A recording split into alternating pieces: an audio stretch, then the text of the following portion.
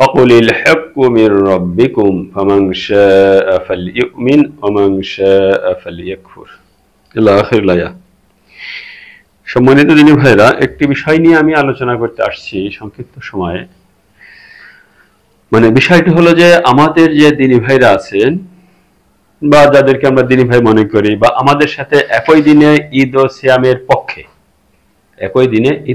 পক্ষে সবসময় দেখতে মিডিয়া, ফেসবুকে, সব জায়গায় যে ভাইরা এটি নিয়ে ঝগড়া করতেছেন। 8 রাকাতের পক্ষে এবং একই দিনে ঈদ ও সিয়ামের পক্ষে হয়ে অন্য যারা আছে তাদেরকে বিভিন্ন কিছু বলছেন বা বিভিন্ন যুক্তি দিচ্ছেন। আচ্ছা, আমি আপনাদের কাছে জিজ্ঞেস করতে চাই, যারা একই দিনে ঈদ ও সিয়াম করছে না বা 20 রাকাত তারাবি করে বা অন্যান্য কিছু করে, তারা শুধু 8 রাকাত তারাবি করে আর আপনার সাথে যদি ঈদ ও সিয়াম করে একই দিনে, তাহলে কি তারা মানে পরিপূর্ণ মুসলিম হয়ে গেছে এরকমটা মনে করেন? যদি তাই না হয় তাহলে কেন এত লেখালেখি, কাদা ছোড়াছুড়ি, কি জন্য? তার কারণ হলো, দেখেন আমি একটা জিনিস আপনাদেরকে বোঝাই। আজকে যে লোকগুলোকে আপনি টার্গেট করে কথা বলছেন, আমি জানি না যে আপনিও কোথায়। কারণ আমার ও জানা মতে অনেক এমন লোক আছে একই দিনে ঈদ ও সিয়াম করেন, 8 রাকাতের পক্ষে কথা বলছে, কিন্তু সেই লোকগুলা গণতন্ত্রের পক্ষে অথবা রাজতন্ত্র বা সমাজতন্ত্র বা জাতীয়তাবাদী তো আছে। কারণ কি জানেন, এই সংবিধানের মূল নীতি যে 4টি: গণতন্ত্র, সমাজতন্ত্র, জাতীয়তাবাদী, ধর্মনিরপেক্ষ। এই নিরপেক্ষ যে ধর্ম আছে, ওই লোকগুলো তো ওই নিরপেক্ষ ধর্মের লোক। একটা লোক ধরেন 8 রাকাতই তারাবি করলো, একই দিনে ঈদ ও সিয়াম করলো, কিন্তু এই মতবাদ সে গ্রহণ করে নিয়েছে। কারণ গণতন্ত্র একটা কি, একটা মতবাদ। গণতন্ত্র হচ্ছে একটা সভ্যতার নাম, একটা রাষ্ট্র ব্যবস্থার নাম। সমাজতন্ত্র একটা রাষ্ট্র ব্যবস্থা, রাজতন্ত্র একটা রাষ্ট্র ব্যবস্থা।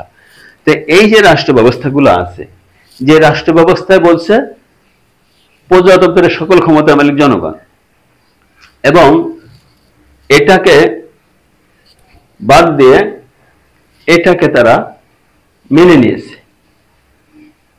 এমতো অবস্থায় ওই লোকগুলা আপনার সাথে একই দিনে ঈদ সিয়াম করলো, আপনার সাথে 8 রাকাত তারাবি করলো, এবং অন্যান্য যে বিষয়গুলো আপনি পোষণ করেন তারাও মেনে নিল।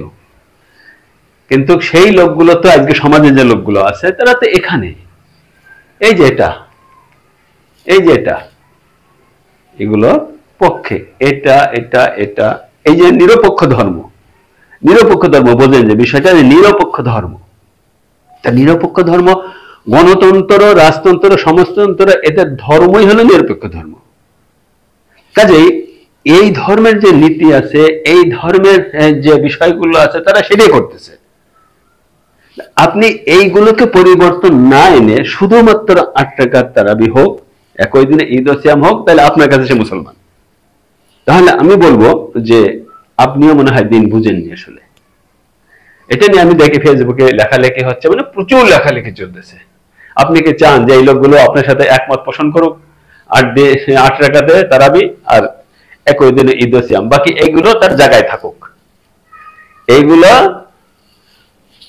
আকীদা পোষণ করে এই মতবাদ, এই সংবিধান, এই পতাকা, এই নিরপেক্ষ ধর্ম, জাতীয়তাবাদী আসাবিয়া, এইগুলো মেনে নিয়ে তো আছে। এই সমাজের লোক কোথায় আছে বলেন? হুজুরদের বলেন, তারা কোথায় আছে? এখানেই আছে। এখানে থেকে মুসলমান দাবি করে আজকে এই গণতন্ত্রের নির্বাচনে যাচ্ছে, প্রতীকও নিয়ে নিয়েছে। এবং যারা এগুলো করতেছে, এদেরকে আমি কিন্তু খুব কাছের থেকে চিনি। জীবনের একটা সময় তাদের সঙ্গে চলেছি, বুঝতে পারছেন? তাদের সঙ্গে চলেছি জীবনের একটা সময়, লেখাপড়া জীবনে, দেওবন্দে এবং অন্য জায়গায়। তো তারা তাওহীদের কথা বলতো, আজকে তারা এখানে যেও তাওহীদ দাবি করতেছে। এবং সেই সমস্ত বড় লিডার যারা মাঠে ময়দানে মানে খুব হক্কা ছেড়ে বেড়াচ্ছে, খুব আওয়াজ করতেছে, তারা কিন্তু আপনার এইটা গলায় ঝুলাইছে। এবং আমি দেখেছি যে অন্যের গলায় ঝুলাই দিচ্ছে। আর আপনি যতই আপনি কোরআনের দোহাই দেন না কেন, যখন তারা পার্লামেন্টে আসবে তখন কিন্তু এটাকে মেনে নিতে হবে, আর এটাকে শপথ করবে তারা। আর শপথ করা মানেই হলো এটাকে ছেড়ে দেওয়া, কথা বুঝতে হবে। আর এখানে যখন আসবে তখন এটাই তাদের স্লোগান হবে, নিরপেক্ষ ধর্ম। যে ধর্মের জন্য, যে ইসলামের জন্য রাসূলুল্লাহ সাল্লাল্লাহু আলাইহি সাল্লাম এবং অতীতের সকল নবী রাসূলরা হিজরত করেছেন, ধর্মের পক্ষে কথা বলছেন, মার খেয়েছেন, হিজরত করেছেন। অসংখ্য নবী রাসূল, বনি ইসরাইলের 300 রাসূল শহীদ হয়েছে এটাকে তুলে ধরতে গিয়ে, আল্লাহর বিধানকে তুলে ধরতে গিয়ে। আর এই লোকগুলো যখন আসবে এই মতবাদে পার্লামেন্টে যখন আসবে তখন এটার শপথ করতে হবে এবং এটাকে তাকে উড়াইতে হবে, ঘোষণা দিতে হবে নিরপেক্ষ ধর্মের। আর জাতীয়তাবাদীর মধ্যে যাহা কিছু আছে সব কিছু তাকে মেনে নিতে হবে।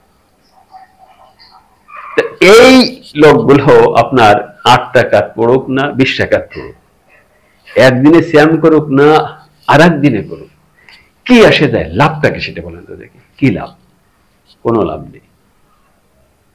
আমার বড় আশ্চর্য মনে হয় যে যারা 8 টাকাতের পক্ষে, একই দিনে ঈদে শ্যামের পক্ষে এবং এই ধরনের আকীদা পোষণ করে অন্যান্য যে সমস্ত মাসলা মাসাইল আছে অন্যের সঙ্গে, যেমন মাযহাবীদের সাথে অথবা আহলে হাদিসের সঙ্গে সাংঘর্ষিক হচ্ছে, আপনি কি, বারবার বলি যে আপনি কি চান যে তারা এইটুকু মেনে নিলে মুসলমান হয়ে গিয়েছে? কিচ্ছু হয়নি, কিচ্ছু হবেও না, কিছুই হবে না।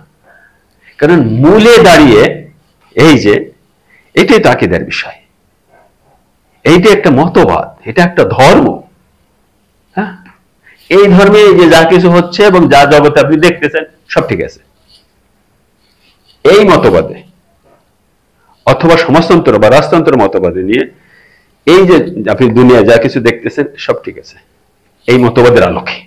কিন্তু এখানে কিছুই না, এখানে আসেনি, মোটেই আসেনি।